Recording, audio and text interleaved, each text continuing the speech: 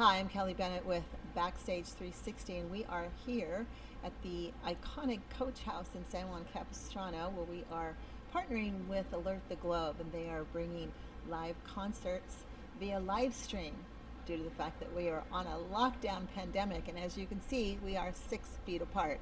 And my microphone is just about ready to take on this beautiful woman who I just met. She was a contestant on The Voice. Her name is Carly Moreno. Yes. I got that right? Yes. And Carly, I've been told by her dad that she had been singing all her life. So I'm going to ask the first question, Carly. When's the first time that you have actually remembered singing as a child? Can you remember the first time? Yeah, I feel like one memory comes back to mind is I was 5. I'm sure I was singing before that, but I was 5 singing Britney Spears, standing on my couch giving a full-on performance for my mom and dad, pretending I could play the guitar but I couldn't, and it was a scary performance, but you could tell that I loved it and I had a passion for music. And it's wonderful that your parents supported you and have brought you so far and just been behind every single thing that you've done. Absolutely, they are the most supportive. So let's go to your The Voice preparation. How did you find out about The Voice?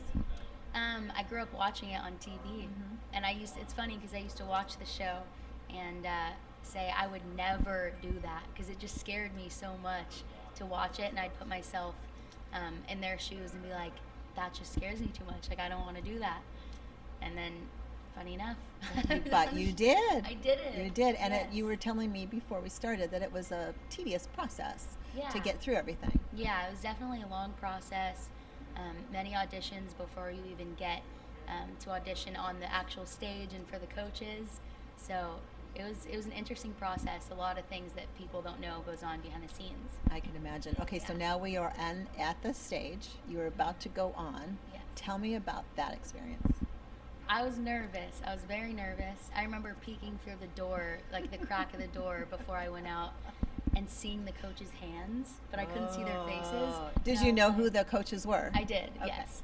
And I remember thinking like, oh my gosh, like they're real. Like they're sitting there and they're like waiting to but I collected myself and I went out there. I'm pretty sure I blacked out. I don't know.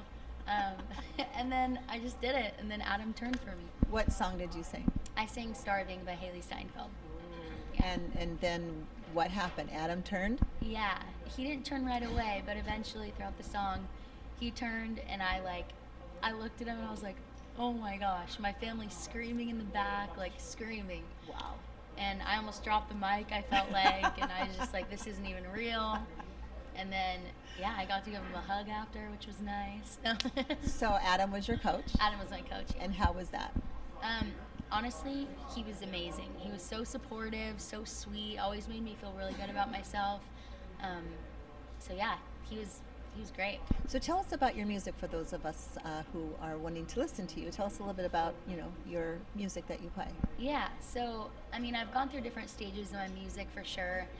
The stuff I have out right now is more like indie singer-songwriter acoustic stuff, but just write like what I go through, relationships, my faith, whatever it is. I like to be pretty vulnerable. And then I'm working on some new music right now that has a different vibe, different feel, more beat-driven, a little more poppy stuff. So I'm excited to kind of venture that direction. You have a great voice just speaking. Oh, thank you. I would assume you'd be a really good DJ. Oh, wow. That would be cool. Maybe I'll look into it or something. No.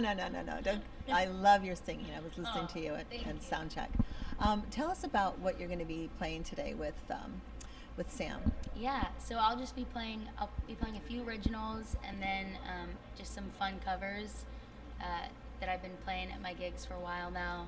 A couple of them. I might do Ring of Fire, change it up a little bit. Johnny Cash? Yeah. Woo! Might do Wicked Game by Chris Isaac. Okay, And okay. yeah, just mess around with a few different things. How is this pandemic helping or hindering you or helping you? Has it done anything? I mean, have you pivoted? What? Yeah, so actually right before the pandemic started and happened, I was recording a lot. I was in the studio recording my new music, like there was forward momentum, and then this went down, and it definitely, I got, there was a halt there, Yeah. and haven't been in the studio, just trying to be safe, and so when you're working with other people, relying on other people, and then this happens, it's a lot, but I'm hoping to get back in the studio sooner than later and finish some new stuff. So Right. Where can people find your music? I'm on Spotify, iTunes, SoundCloud, all the things pretty much.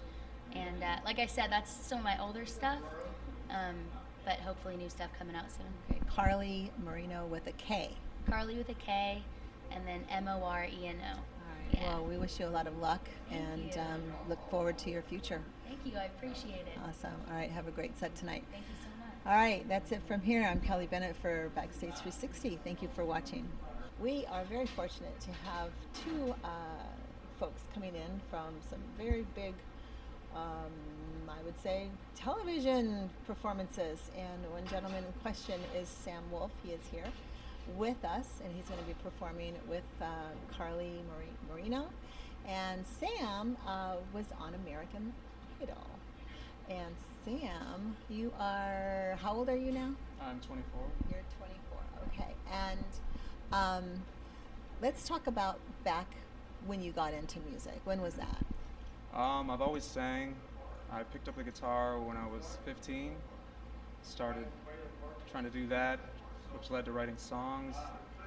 And then by the time I was 17, the opportunity to audition for American Idol came up.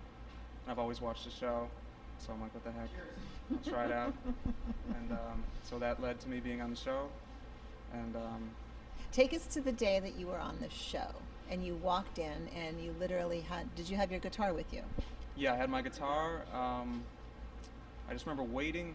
Their slogan was "Hurry up and wait," so I was waiting all day, and then we. I remember I performed a song by Ed Sheeran called "Lego House," and at the time I didn't know how fast I was playing it. I thought I was playing at the normal pace, but I looked back to watch and I played it like 3 times faster. Did they than it mention was. that to you? They did, and I totally didn't even hit me like what they said. I was just like, oh yeah. But you got the golden ticket. Got the golden ticket. It made it to Hollywood, and from there, yeah, each week it just kept going. I'm like week by week, whatever happens, happens. Yeah. Number 5 you came in. Top 5. Did you think you were going to be number 5? No, I really didn't. I was, like I said, just taking it week by week. I was stoked to even make it to Hollywood, and then as the time progressed, just kept going to the next step, and then yeah, 5th place. I wound up somehow. Well, you got a lot of fans behind you. So tell us a little bit about your music. So I'm more like acoustic singer-songwriter. Like I listen to a lot of like Neil Young, Bob Dylan, but also like Ed Sheeran, John Mayer. So I'm like folk pop, I guess, is my style. But yeah, so I've been focusing just on trying to write more original material, and that's just an ongoing thing. So it's been 6 years now since the show, which is crazy. And yeah, I'm just continuing to pursue it. Very nice. Now, how do you know Carly?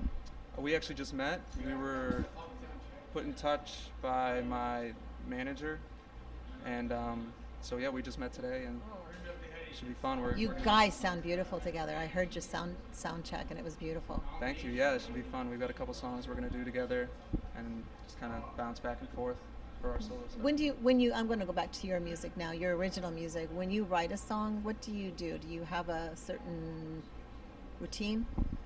I usually just start with some kind of guitar progression, find whatever chords I'm messing with, and then through that I just kind of hum or sing a melody over that, and if I like the melody, then I'll put lyrics to it. It's mostly like that, and the lyrics are always last, for me at least. Do you write about life? Yeah, I write about personal experiences, or about love, about hard times, whatever I'm feeling inspired about at the moment. So. Well, we are going through a pandemic right now, and of course we are 6 feet away, and that's why we are doing this microphone situation. Yeah. How is it affecting your music and what you've got going for you right now?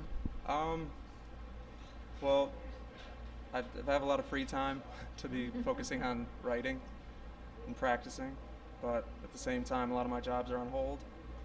But luckily, thanks to you guys, we're able to do this tonight and still make something happen. Awesome. Yeah, it's a pivoting situation for everybody. It's a tough time, yeah, like you said. Well, where can people find your music? You can find me on social media. It's at Sam Woolf Music with 2 O's, and that's for Facebook, Instagram, Twitter. SamWolfMusic.com. That's mainly it. Awesome. All right. Well, you've heard it. This is Sam Woolf. He was number 5 for American Idol, and we're going to hear him tonight on Alert the Globe. So make sure you tune in to watch at alertthethe.globe.com. For BackStage360, I'm Kelly Bennett. Thank you for watching.